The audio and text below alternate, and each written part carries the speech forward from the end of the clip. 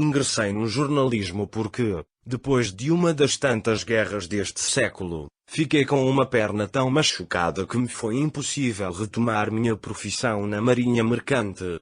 O fato de saber alguns idiomas e de poder traduzir a linguagem cabográfica e não escrever de todo mal foram fatores que me ajudaram neste empreendimento. Era ambicioso e quis fazer carreira porque sentia muito vivamente que a saúde obrava contra mim e que os anos passavam cada vez mais rápido. Renunciei às aventuras e aos prazeres que produz o viajar sem rumo fixo, como quando me alistava de tripulante em qualquer barco, em qualquer porto, e também renunciei à poesia e a muitas outras coisas que até então haviam alegrado minha existência. Era desagradável caminhar apoiado em uma bengala e era ainda mais desagradável ter às vezes que recorrer às muletas. Não dispunha do dinheiro necessário para que um especialista tratasse minha perna como era devido e de minha pátria havia fugido espantado ante a pouca proteção maternal dos hospitais militares. Tinha razões muito fortes para isto. Havia visto demasiadas coisas. Mas isto não tem senão o valor de um antecedente pessoal. O salário que ganhava era o mínimo. Trabalhava com desejos de prosperar e com entusiasmo. Não queria só fazer uma carreira e criar um nome no jornalismo, senão que, também me dava conta que enquanto dependesse um dia da bengala e no seguinte das muletas, segundo fosse a densidade humana nos bondes em que devia ir e vir de meu trabalho, minhas possibilidades na vida estavam circunscritas a ser um tradutor e nada mais. Meu primeiro objetivo foi, pois, ganhar dinheiro. E, como trazia por herança e por educação certas ideias religiosas, deduzi que o melhor era pedir ajuda ao céu. Pensei em fazer meus pedidos a algum dos santos aos quais se atribuem milagres, mas meu trabalho obrou contra esta decisão. As notícias informavam acerca da situação mundial às vésperas da Segunda Guerra e acerca daquela lamentável comédia de fantoches em Genebra. Elas obraram poderosamente sobre meu ânimo e terminaram por minar minha crença nos santos. Não podia explicar-me como era possível que com tanta oração, com tanta solícita rogativa aos santos, o mundo seguisse embarcado em uma orgia de sangue, que eu havia experimentado na própria carne e acerca da qual minha bengala e minhas muletas falavam eloquentemente, sem necessidade de que sua verdade fosse corroborada pelas dores agudas que costumava a sofrer. Em meio a tudo isto, consolava-me pensando que ainda conservava minha perna e tinha uma possibilidade de salvá-la. Outros haviam saído piores que eu, haviam perdido ou pernas ou braços com feridas de menor importância que as minhas. Tudo isto, à parte de outras coisas demasiado íntimas, determinaram o meu estado de ânimo, que deixasse de lado a ideia de pedir ajuda monetária a São Judas Tadeu, ou a São Pancrácio, ou a qualquer dos outros santos que, em teoria e conforme a propaganda religiosa, costumam fazer milagres. Decidi apresentar minhas angústias direta e pessoalmente a Nosso Senhor Jesus Cristo. Afinal, sempre havia sentido que o meu Senhor Jesus Cristo, como uma salve, comoviam-me poderosamente. E assim comecei a percorrer vários templos em busca de um ambiente adequado, até que dei com um no qual havia um belíssimo quadro do coração de Jesus que dominava o altar e a nave central. Mas, a esta altura, faz-se necessário que eu confesse que havia deixado de ir às missas de domingo e dias santos, porque, nestes dias, eu preferia ficar na cama, na modesta casa de pensão onde tinha um quarto, a fim de dar um bom descanso à minha perna. Além disso, sentia um peso na consciência. Considerava que os santos mandamentos estavam-me vedados para sempre. Isto tinha sua origem na guerra. Tive um choque violento com o capelão de minha unidade quando, desesperado, disse-lhe que eu pensava que Deus era uma porcaria e que não conseguia explicar-me como era possível que, por meio de seus ministros, sancionasse semelhante matança de jovens. Este incidente ocorreu depois de uma missa no fronte, na véspera em que várias centenas de jovens de 16 a 18 anos entraram para receber seu batismo de fogo. O capelão me havia oferecido a comunhão dizendo, para se acaso morras. Isto me produziu tal repugnância que derramei sobre ele, violentamente, toda a cólera acumulada em mim durante um ano de viver em uma camisa que fervia de piolhos, sem água e passando fome. Sou um homem violento e, naquela época, apertava o gatilho com facilidade, como se a função mais natural da vida fosse atirá-la do próximo.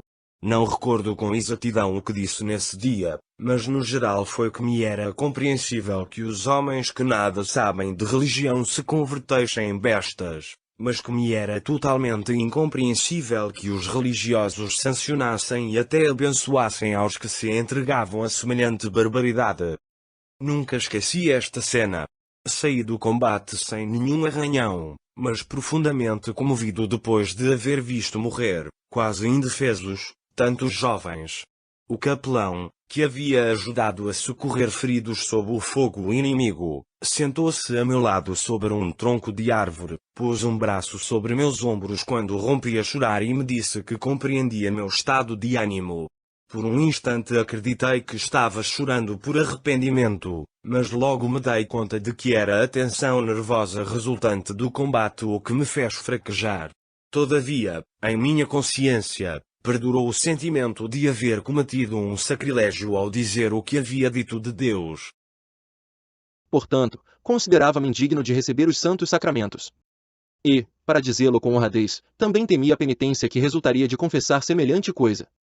Por este motivo e talvez, também, porque queria expiar, a meu modo, meu pecado, sempre que não fosse muito incômodo fazê-lo, e a esse templo, somente pelas tardes, quando estava mais ou menos vazio.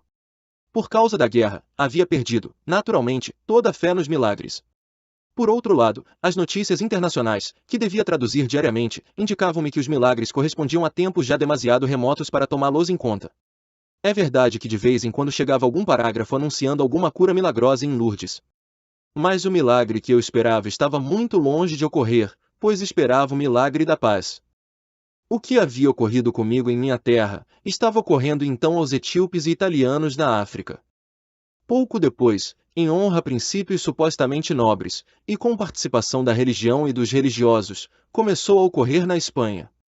De forma que nesta época sabia em meu íntimo que para mim não haveria milagre algum, a menos que eu fizesse, de minha parte, por minha conta e risco próprio, o que necessitava fazer. Entretanto, não podia ocultar em meu íntimo aquela profunda fé em Jesus Cristo. E ainda que houvesse blasfemado, dizendo que considerava que Deus era uma porcaria, a razão me indicava que se tomasse ao pé da letra o princípio de que Ele está no céu, na terra e em todo lugar, nada perderia fazendo-lhe ver ou explicando-lhe aquela crise sofrida na guerra. Pensava que com o tempo também seria possível persuadir-lhe que me ajudasse a ganhar dinheiro suficiente para tratar minha perna e poder trabalhar normalmente. De modo que, ao chegar na igreja, rezava muito rapidamente um Pai Nosso, um Senhor meu Jesus Cristo e uma salve. Em seguida, dirigia-me àquela bela imagem do coração de Jesus, dizendo-lhe: Meu Senhor Jesus Cristo, não é muito o que te peço. Sei que não me podes dar a loteria, e, ainda que fosse possível fazê-lo, não me interessa tanto dinheiro. Tampouco vou pedir-te que me ajudes a encontrar uma herdeira. No momento, não quero casar-me. Além disso, que herdeira quererá casar-se comigo quando se inteirar de que só a quero para que pague a cirurgia de minha perna? Somente uma mulher muito feia faria isso, e eu não quero casar-me com uma mulher feia, tampouco quero casar-me com uma muito linda porque, se além de ser linda fosse rica, com certeza seria burra e frívola. Sabes o que dizia meu avô? Dizia: dê-me a morte um sábio, mas não a vida um bruto. Bem sabes o que leva em meu sangue. Por isso, meu Senhor Jesus Cristo, o único que te peço é algo que todos parecem desprezar como coisa inútil e supérflua: peço-te inteligência. Somente ajuda-me a ter mais inteligência e eu me arranjarei a partir daí e não te incomodarei mais. Uma de minhas raras qualidades é a perseverança quando algo me interessa realmente. O que queria naquela época era abrir caminho e chegar a ser um grande correspondente internacional. Para isto, na pensão e de noite, ensaiava os artigos mais sensacionais que podia imaginar baseado no que estava aprendendo em meu trabalho. Criava uma série de acontecimentos políticos dos quais era uma testemunha privilegiada. Bem sabia que estes eram sonhos loucos, mas gostava de sonhá-los. Era também maravilhoso perceber que em alguma parte de meu ser havia alguém capaz de sonhar. Pouco a pouco, tomando como base a experiência que me dava o trabalho, comecei a escrever artigos sobre a situação internacional. Satisfazia-me fazendo prognósticos sobre o que ocorreria como consequência de um determinado fato. Estes prognósticos baseavam-se em certos fenômenos que notava, que virtualmente se repetiam uma e outra vez em todos os grandes acontecimentos. Pareciam obedecer a um princípio, e este princípio governava os atos dos grandes homens. Isto me fez retomar o estudo da história que me havia atraído, especialmente, na escola. Comecei a entendê-la de outro ponto de vista, percebendo ao mesmo tempo que aquela repetição se produzia automaticamente desde os tempos mais remotos. Tudo se fundamentava em entender os motivos eram sempre os mesmos e estes animavam tudo. Quando meus prognósticos começaram a cumprir-se com mais ou menos precisão, decidi intensificar meus pedidos a Jesus Cristo. Fi-los mais sério e com maior envergadura.